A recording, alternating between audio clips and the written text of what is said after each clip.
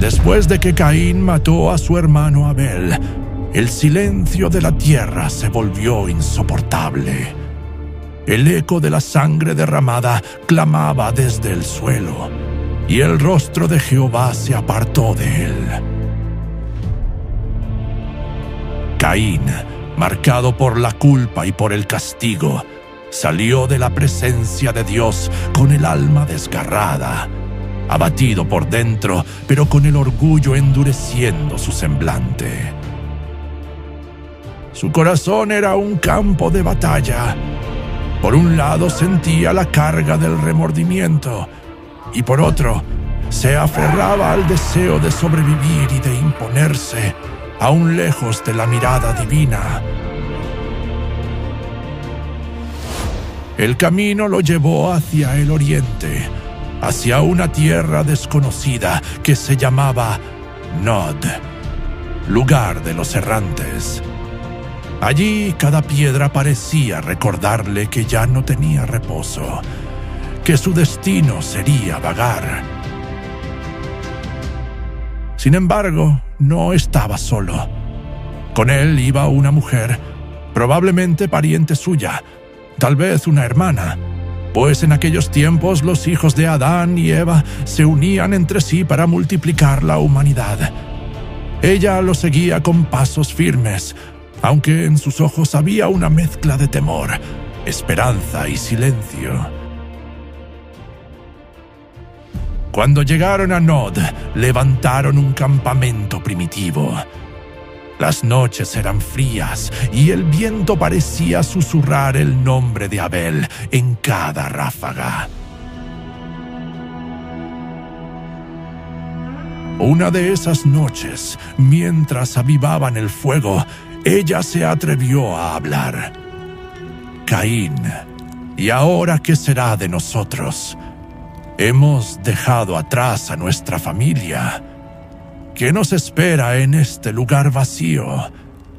Caín clavó la vista en las brasas y con voz grave respondió: El rostro de Dios ya no me acompaña. Este es mi destino, andar errante. Pero aquí haremos nuestra vida, aunque sea en soledad. Ella lo miró y con ternura posó su mano sobre la de él. Quizá, aún en la oscuridad, podamos levantar algo nuevo. No todo está perdido. Pasaron los días, y en medio de esa tierra áspera, la mujer concibió. La noticia estremeció a Caín.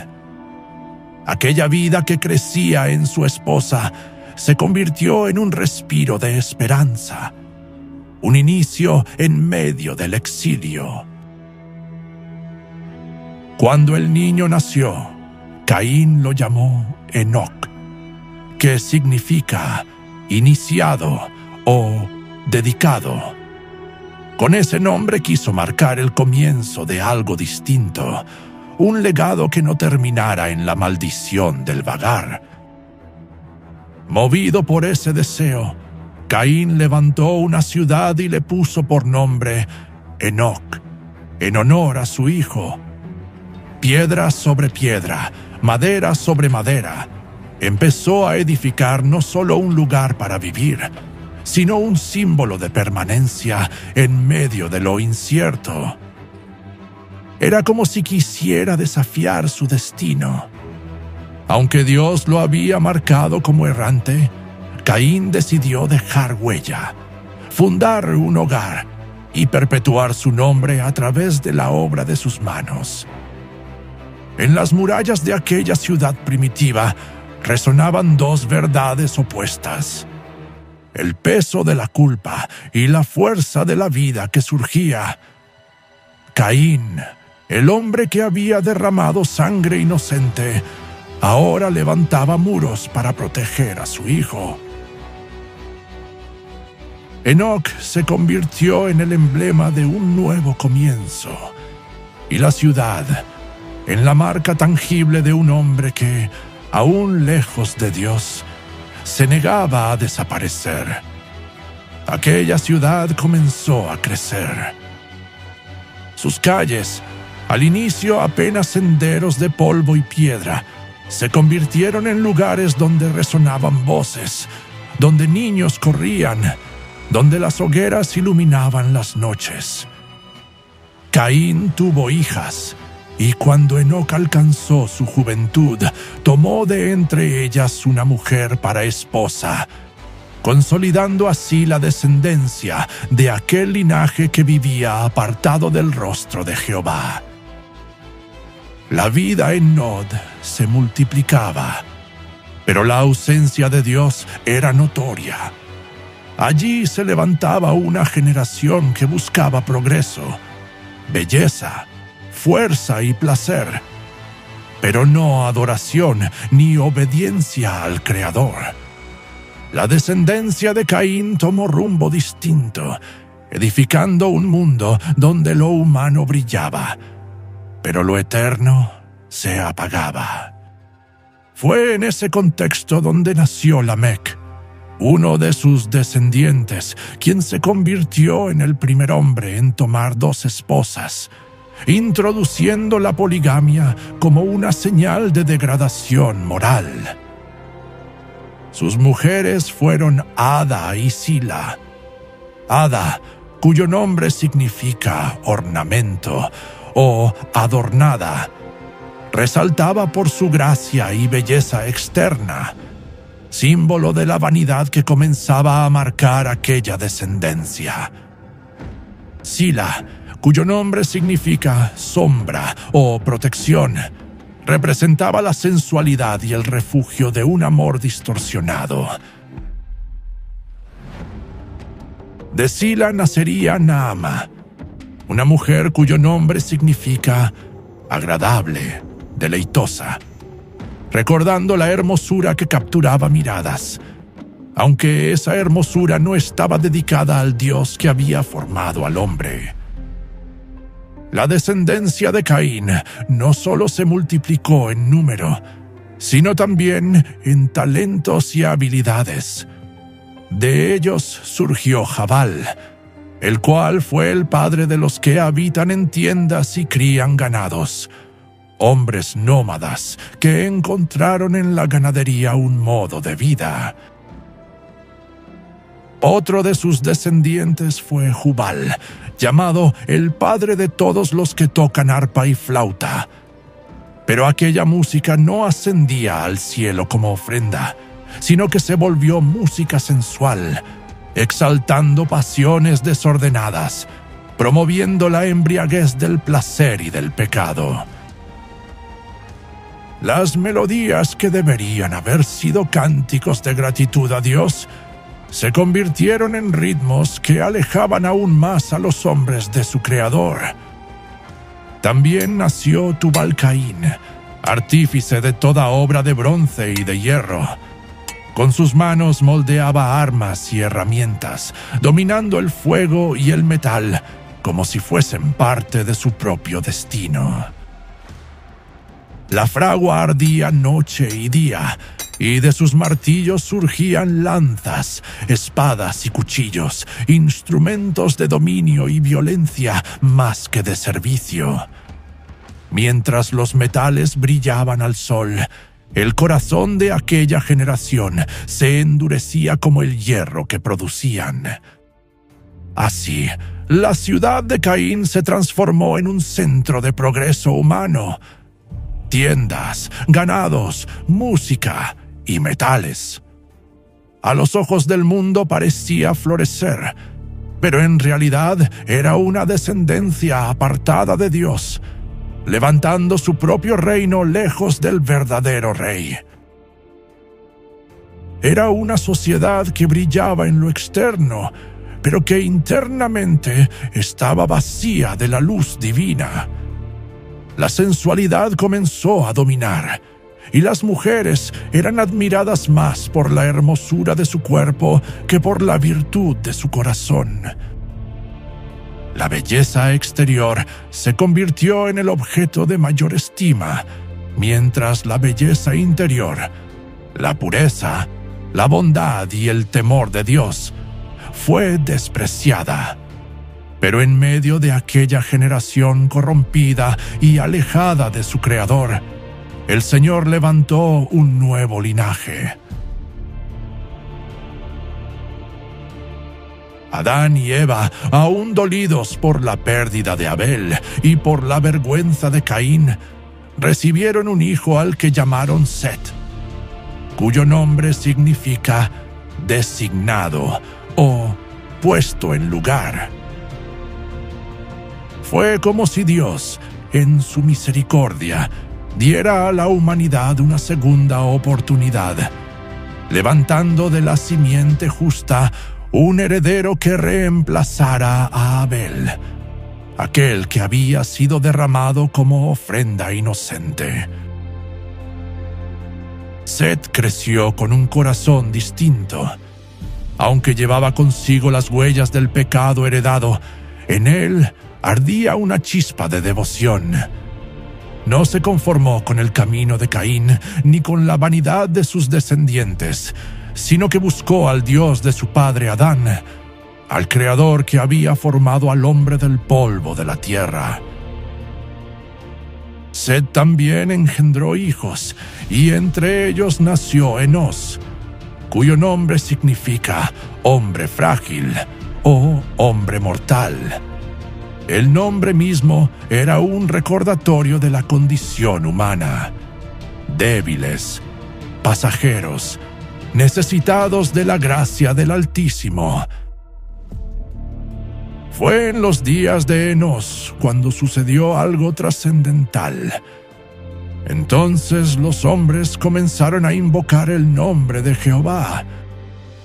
En medio de la corrupción de Nod, donde el bullicio de la música sensual y el sonido de los martillos en la fragua llenaban el aire, surgía una voz distinta, un clamor que subía al cielo, un canto de adoración, una oración que reconocía la grandeza del único Dios verdadero. Allí se formaba una línea de hombres que no buscaban levantar su propio reino, sino rendirse al reino eterno. Dos descendencias ahora caminaban sobre la tierra. Por un lado, la de Caín, llena de progreso humano, belleza externa, armas, música sensual y ciudades construidas sobre la arena del orgullo. Por el otro, la de Set, marcada por la búsqueda de Dios, por la humildad de los que reconocen su fragilidad y por el deseo de invocar el nombre del Señor. Estos eran los hijos de Dios, los que eligieron caminar bajo la luz de su presencia. Pero aconteció que, al multiplicarse los hombres sobre la faz de la tierra y nacerles hijas, los hijos de Dios comenzaron a mirarlas con ojos que no eran los de la fe. Sus vestiduras brillaban con telas bordadas, sus cabellos eran adornados con piedras y en las plazas danzaban con movimientos que despertaban deseos ocultos. Aunque las dos descendencias estaban distantes, poco a poco comenzaron a acercarse. Al principio fue por negocios, pues algunos de los hijos de Dios necesitaban intercambiar ganado y productos con los hijos de Caín. Y al llegar a sus ciudades quedaron impresionados. Se maravillaban al ver la ciudad que Caín había edificado para su hijo Enoc. Altas murallas, casas de piedra, calles amplias y plazas llenas de bullicio. Sus habitantes se jactaban de todo ello, mostrando con orgullo sus logros, sus inventos y la fuerza de su linaje. Lo que empezó como un simple intercambio, pronto sembró en los hijos de Dios una admiración peligrosa. Los descendientes de Set, que al inicio se mantenían en reverencia, fueron atraídos por los inventos y logros de los hijos de Caín. Sus ciudades con murallas y calles, sus herrerías donde el metal brillaba como fuego, y la música que resonaba en sus plazas. Lo que empezó con una simple admiración se transformó en costumbre, y lo que parecía solo curiosidad se convirtió en participación. Pronto, ya no solo observaban, sino que se unían a las fiestas, aplaudían sus avances y apoyaban sus obras, sin notar que el corazón se alejaba de Jehová. En aquellas fiestas, los hijos de Caín se jactaban en voz alta diciendo: «Nuestro ancestro Lamec fue el primero en tomar 2 esposas, Ada y Sila. Él nos mostró el camino de la fuerza y del placer. ¿Por qué limitarse a una sola mujer, si los dioses nos dieron muchas?»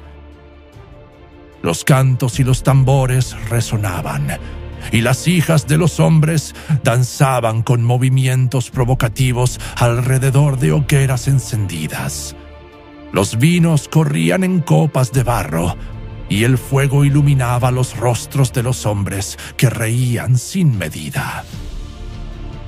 Fue en una de esas noches que Nahara, hija de los hombres, fijó sus ojos en Malak, descendiente de Set. Ella se acercó lentamente, con una sonrisa seductora y una copa de vino en la mano. «Hijo de Set», dijo, con voz suave y mirada penetrante, «¿por qué permaneces apartado? ¿Acaso tus dioses no te permiten gozar de la vida?» Malak bajó la mirada, recordando las palabras de su padre. «El Dios de mis padres es santo», respondió con voz temblorosa. «Él nos manda a mantenernos puros, lejos de la corrupción». Nahara rió suavemente, acercándose hasta quedar frente a él. El aroma de sus perfumes lo envolvió, y su voz se tornó aún más insinuante. «¿Puros? ¿De qué pureza hablas si tu corazón late con fuerza al mirarme? Mira mis manos, siente mi piel. ¿Puede tu Dios darte este calor? Escucha mi risa, contempla mi danza. ¿Puede tu Dios darte este deleite?» Ella tomó la mano de Malak y la llevó a su rostro. Él titubeó, pero sus ojos comenzaron a nublarse de deseo. Nahara dio un paso más, inclinándose junto a su oído y susurrando: «Ven conmigo, y conocerás lo que hasta ahora tus padres te han negado». Malak, débil ante su insistencia, cayó bajo el encanto de Nahara. Esa noche, olvidó el altar de Jehová y entregó su corazón y su cuerpo a la hija de los hombres. Cuando volvió con los suyos, estaba transformado. Su voz ya no hablaba con temor, sino con orgullo. «Hermanos míos, nunca había visto algo semejante. La belleza de estas mujeres es como el resplandor del sol al amanecer. Su perfume es más dulce que el incienso del altar. Sus bailes hacen temblar el corazón, y sus caricias son únicas como ríos que inundan el alma». Eliac, aún temeroso de Jehová, le replicó: «Malak, ¿qué dices? ¿Acaso cambiarás la herencia de Jehová por el deleite de una noche?» Pero Malak levantó la voz, lleno de pasión. «No habléis de temor, sino de gozo.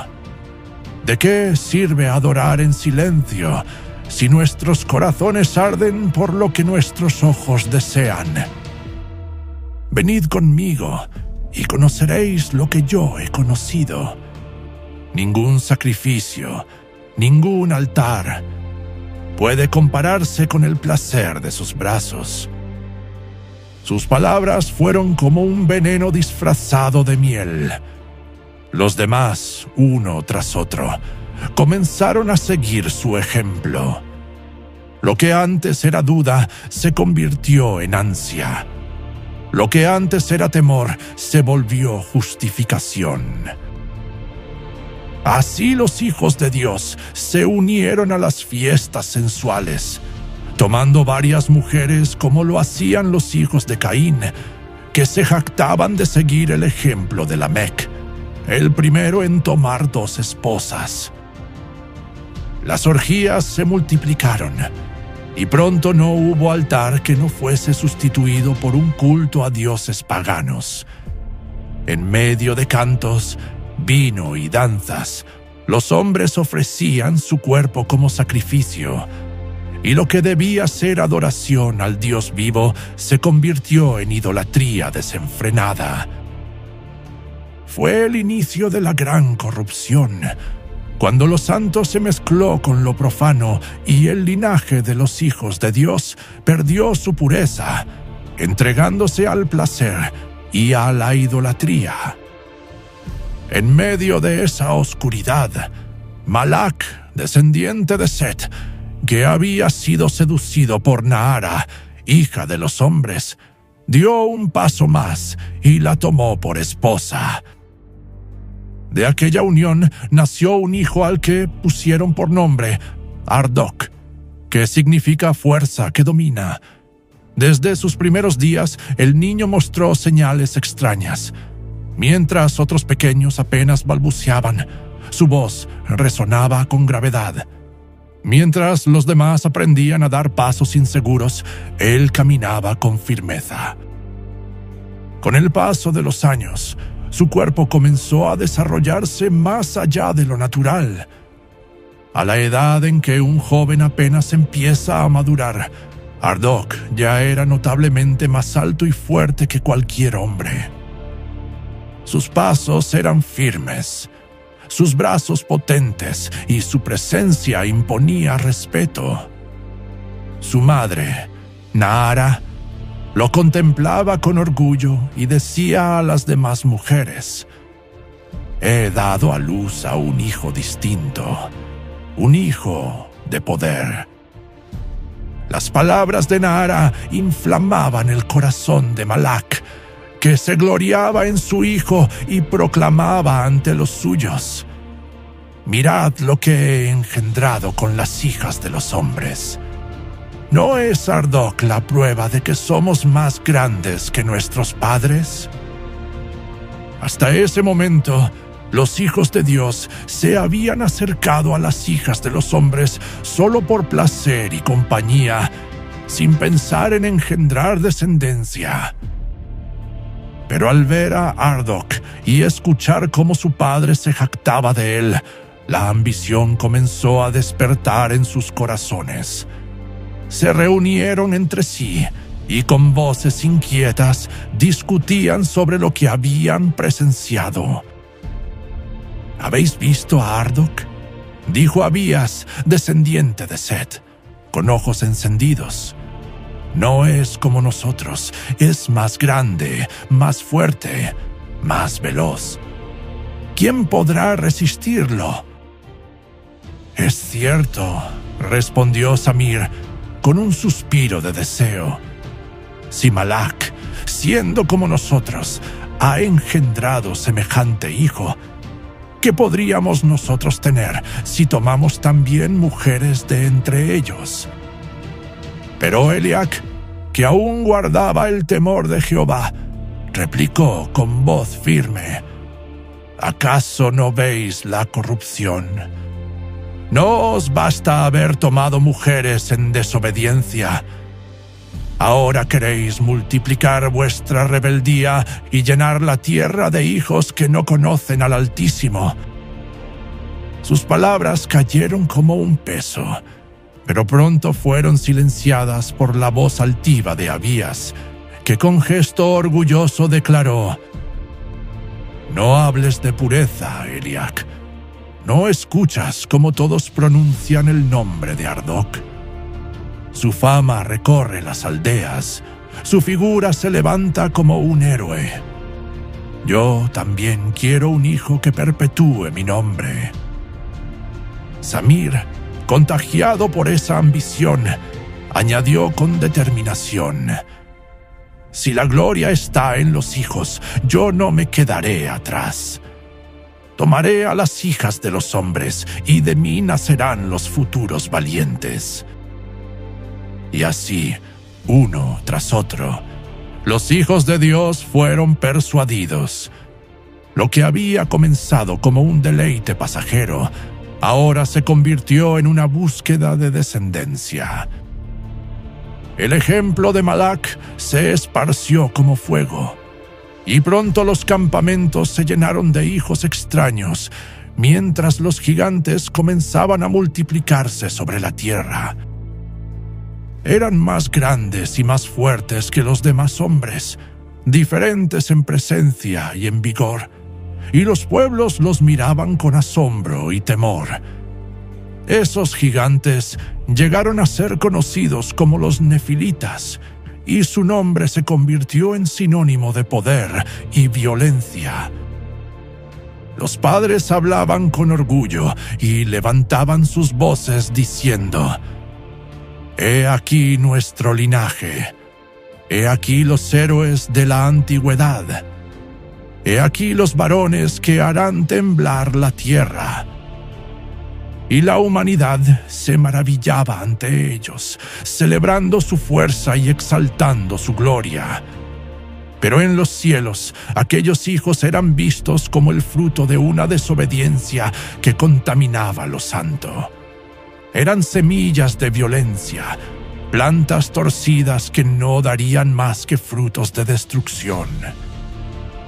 Así, la soberbia se multiplicó. La violencia se extendió como un río incontenible, y la corrupción se convirtió en el sello de una generación que ya no buscaba el rostro de Jehová. Con el paso del tiempo, los altares levantados al Creador quedaron en silencio, cubiertos de polvo y olvido, mientras las plazas se llenaban de gritos, danzas y sangre. El hombre había cambiado la adoración de Dios por la exaltación de su propia carne, y los nefilitas, aquellos gigantes nacidos de la mezcla, se erigieron como los amos de la tierra. Su fuerza era temida por todos, pues destruían ciudades enteras, derribaban murallas con sus propias manos e incendiaban aldeas, esparciendo el terror a su paso. Se sentían invencibles y caminaban entre los pueblos como si fuesen eternos. Algunos incluso comenzaron a proclamarse dioses, exigiendo sacrificios en su honor, y las multitudes, dominadas por el miedo, se inclinaban ante ellos, levantando altares paganos donde la sangre humana corría como ofrenda. El orgullo de los nefilitas crecía cada día más. Se jactaban de su linaje con voces arrogantes y decían: «Somos los hijos del poder, los valientes de la antigüedad, los que dominan la tierra.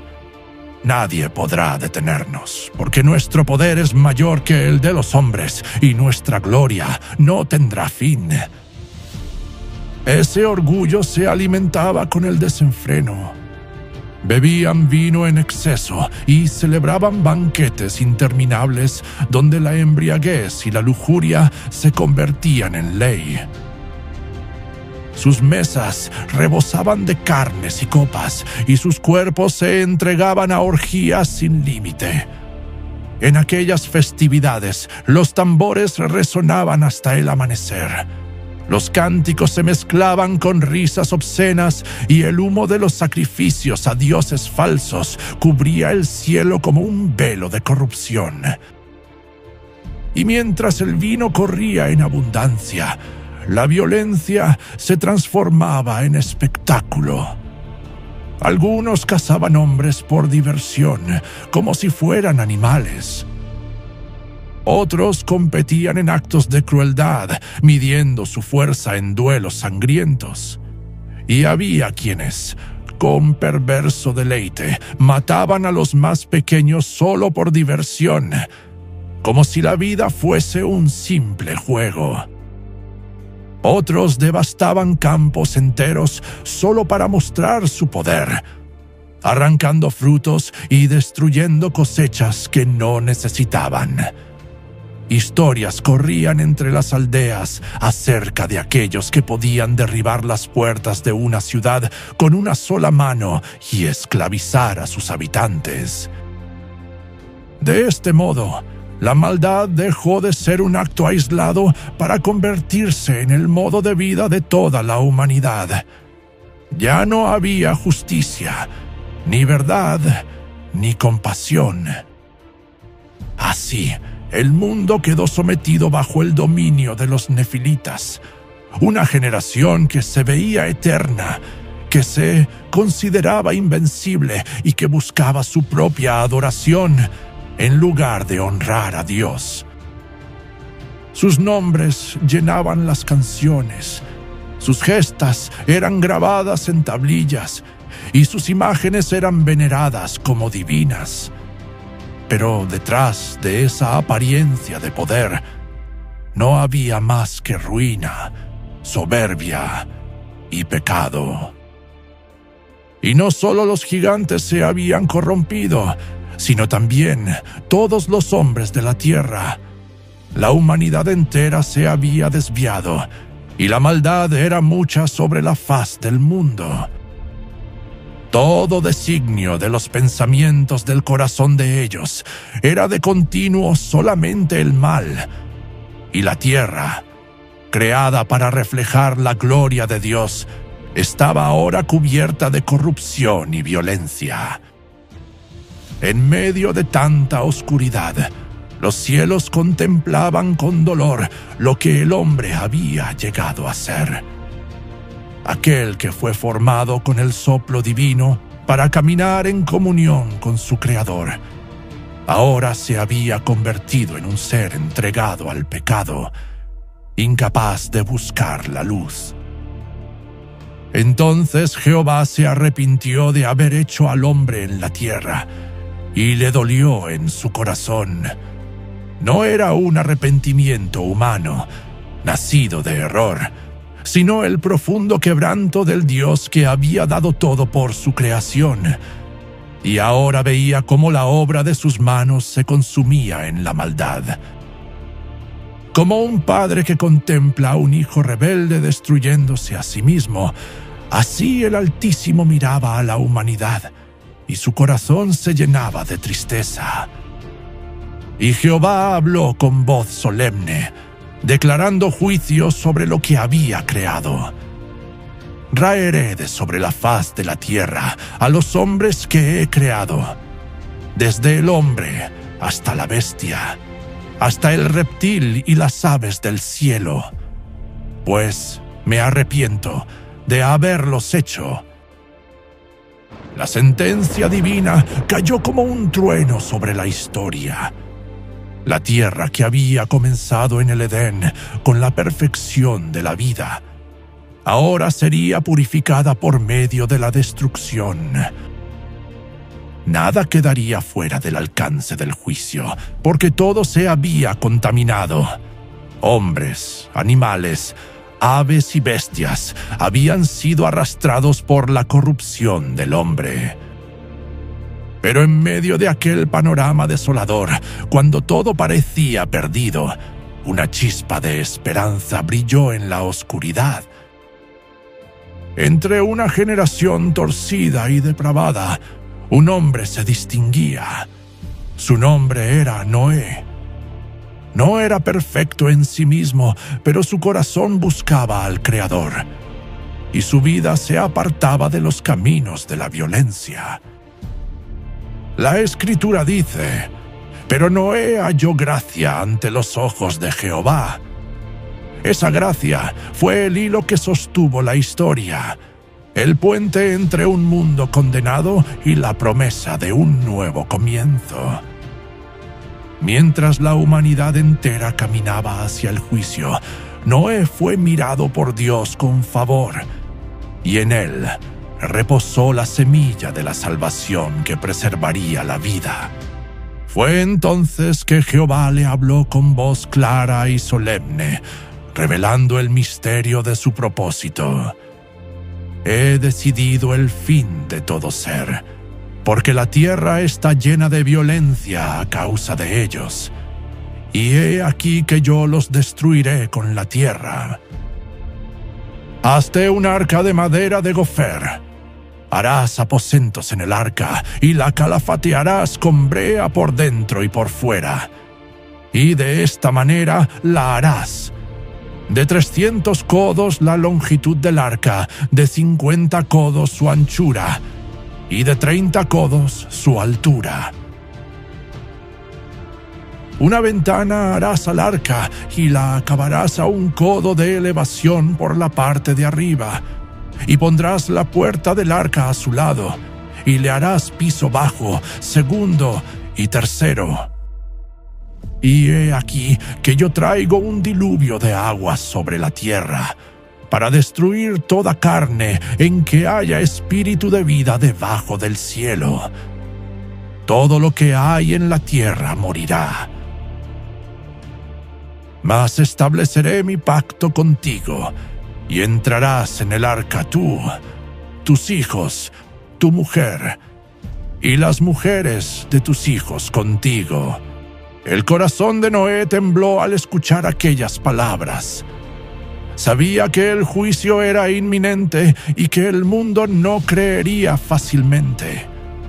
Con fe y obediencia, reunió a sus hijos, Sem, Cam y Jafet, y les transmitió la orden divina. Ellos, con manos firmes, comenzaron a talar árboles, cortar vigas y levantar la estructura que salvaría la vida. Los golpes de los martillos resonaban en el valle como un eco de esperanza, pero también como anuncio del juicio que se acercaba. Al ver la construcción, los hombres comenzaron a congregarse. Los gigantes nefilitas, orgullosos de su fuerza, se acercaban con burlas.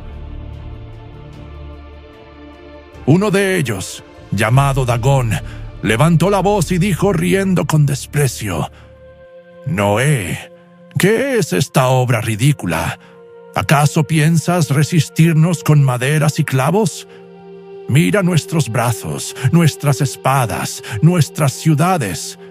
Somos eternos, nada puede destruirnos». Noé, sin apartar su mirada del trabajo, respondió con firmeza: «Jehová me ha mostrado lo que vosotros no queréis oír. El fin de todo ser está cerca. No serán vuestras armas ni vuestra fuerza lo que os sostenga. Vienen aguas que cubrirán la tierra, y solo el que entre en el arca vivirá». Los gigantes estallaron en carcajadas. Otro de ellos, llamado Ardoc, hijo de Malac, se adelantó y exclamó con voz de trueno: «Viejo necio, ¿qué aguas podrán contra nosotros?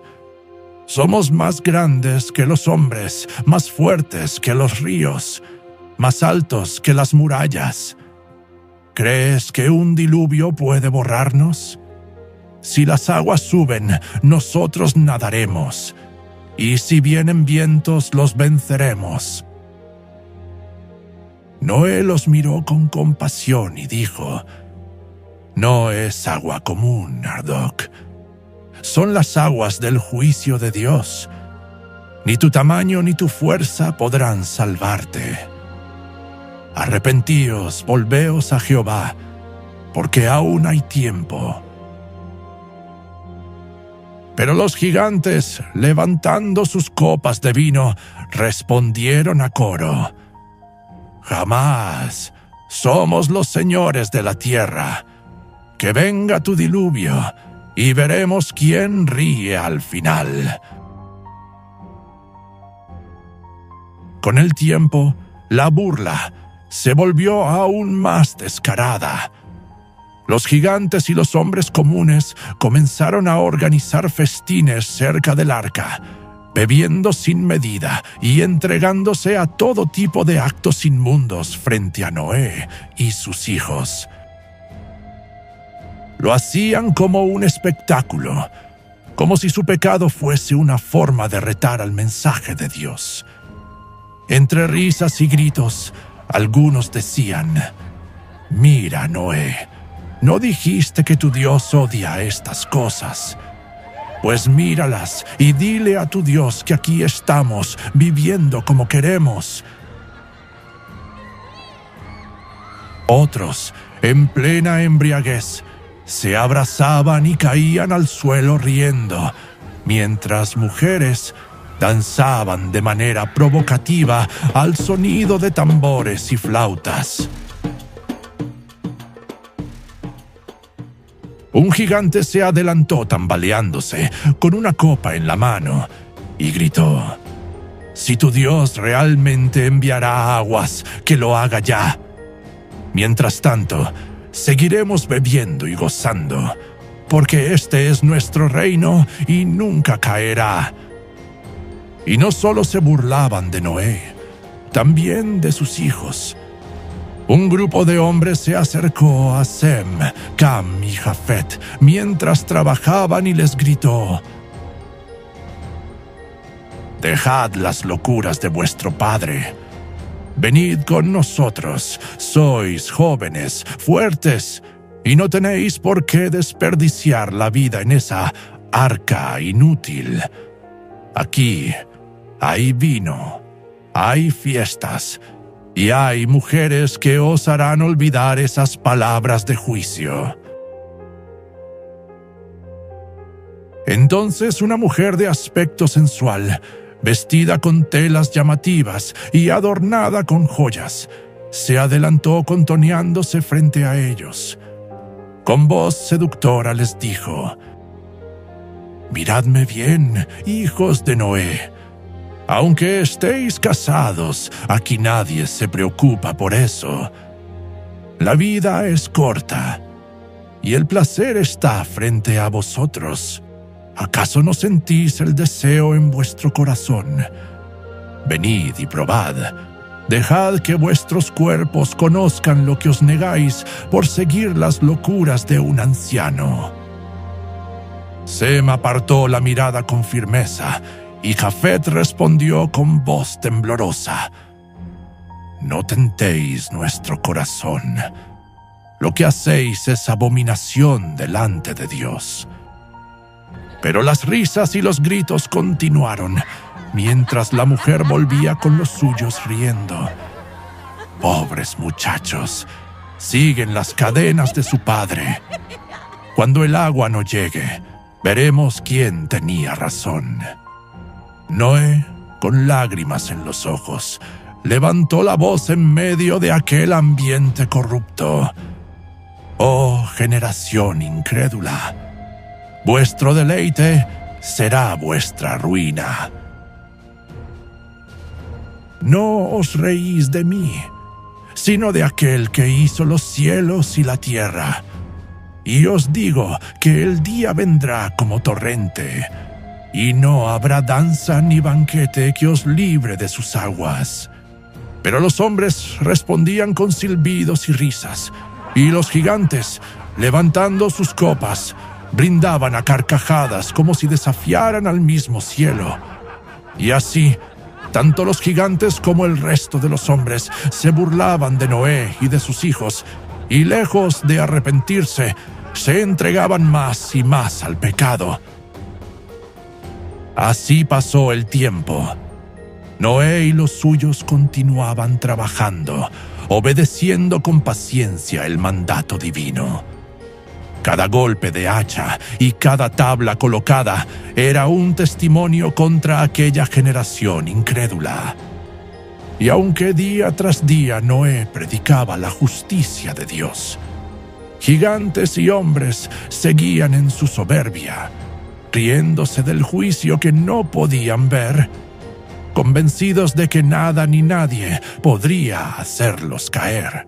Pasaron los años y finalmente el arca fue terminada. Sus maderas se alzaban imponentes en medio del valle, como un monumento extraño y ridículo a los ojos de los hombres, pero como un refugio de esperanza para Noé y su casa. Cuando Noé y sus hijos comenzaron a almacenar alimento dentro del arca, granos, frutos, semillas y agua, los gigantes acudieron a burlarse una vez más. Uno de ellos gritó con sorna: «Mirad al loco. No solo construyó una caja inútil, ahora la llena como si pensara mudarse al desierto con todo el ganado de la tierra». Las risas estallaron entre los hombres y otro añadió: «Noé, cuando te falte vino para tus banquetes, avísanos. Te enseñaremos lo que es celebrar de verdad». Pero Noé, en medio de su labor, respondió con voz firme: «No me preparo para un banquete, sino para el juicio. Jehová ha dicho que pronto cubrirá con aguas toda la faz de la tierra, y solo el que esté en el arca vivirá». Los hombres lo abuchearon, los gigantes lo insultaron y las mujeres se rieron de sus palabras. Entonces sucedió algo que nadie esperaba. Los animales comenzaron a llegar. Primero vinieron en parejas, luego en grupos: aves del cielo, fieras del campo, animales domésticos y bestias salvajes. Entraban en orden perfecto, sin violencia ni confusión, como guiados por una mano invisible. El pueblo se quedó atónito, y por un momento hubo silencio. Pero pronto las burlas regresaron. ¡Qué espectáculo!, gritó un gigante carcajeándose. «Hasta los animales creen las locuras del viejo». Una mujer añadió con burla: «Noé, ¿vas a vivir con cabras y palomas? Ojalá tu arca huela bien cuando todo esto acabe». Noé se volvió hacia ellos y alzó su voz con solemnidad: «Jehová me ha mostrado lo que vosotros no queréis ver. En 7 días vendrá el diluvio sobre la tierra. Aún hay tiempo, arrepentíos y volveos a Dios, porque la puerta de la misericordia no permanecerá abierta para siempre».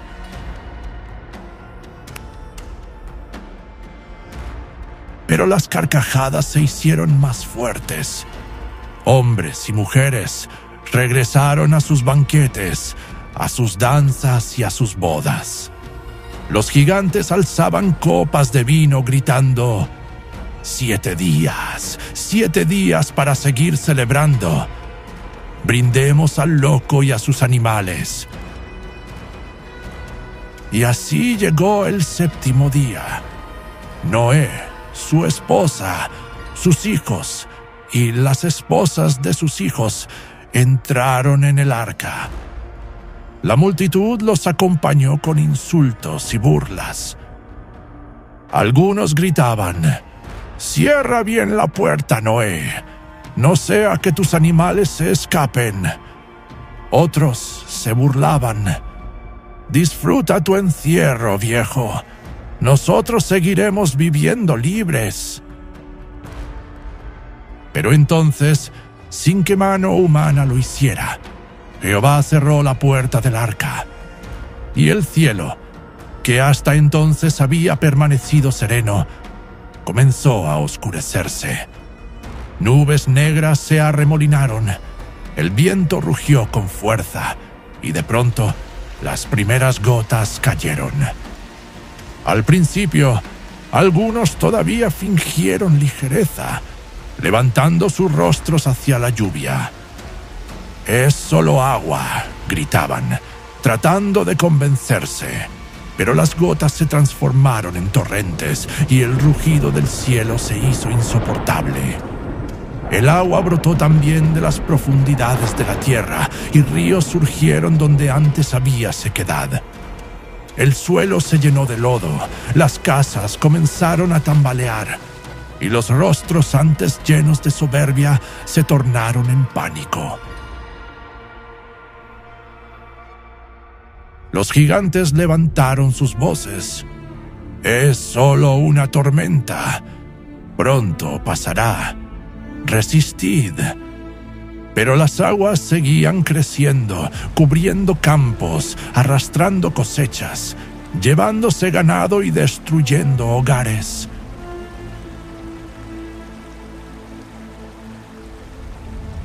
La gente corrió hacia las montañas buscando refugio, y las multitudes se agolparon gritando con terror. Fue entonces cuando los primeros cuerpos comenzaron a flotar sobre las aguas.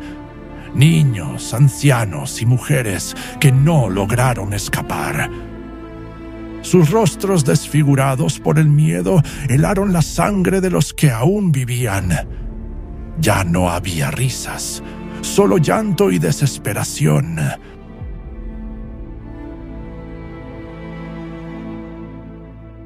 «Noé, ábrenos la puerta, déjanos entrar contigo», clamaban algunos, golpeando la madera del arca. «Ten misericordia, anciano, sálvanos de estas aguas», suplicaban otros, de rodillas en el barro. Noé, desde dentro, lloraba, pero nada podía hacer. La puerta había sido cerrada por la mano de Dios, y ningún hombre podía abrirla. Las aguas siguieron subiendo. Los gigantes, que se creían invencibles, corrían desesperados, trepando rocas y elevándose sobre colinas, pero el agua los seguía alcanzando. Ya no eran los fuertes ni los indomables que habían proclamado ser. Lloraban, suplicaban misericordia y pedían clemencia, con el terror marcado en sus rostros, demostrando que su grandeza era solo apariencia. Uno de ellos gritaba mientras luchaba contra la corriente: «No hay montaña lo suficientemente alta. Las aguas nos persiguen». Y cuando las aguas cubrieron los montes más altos bajo todo el cielo, se extinguió toda carne que se movía sobre la tierra. Gigantes, hombres, mujeres, niños y ancianos. Los gritos de auxilio se apagaron, las súplicas se hundieron en las aguas, y el mundo entero quedó sepultado bajo el juicio divino.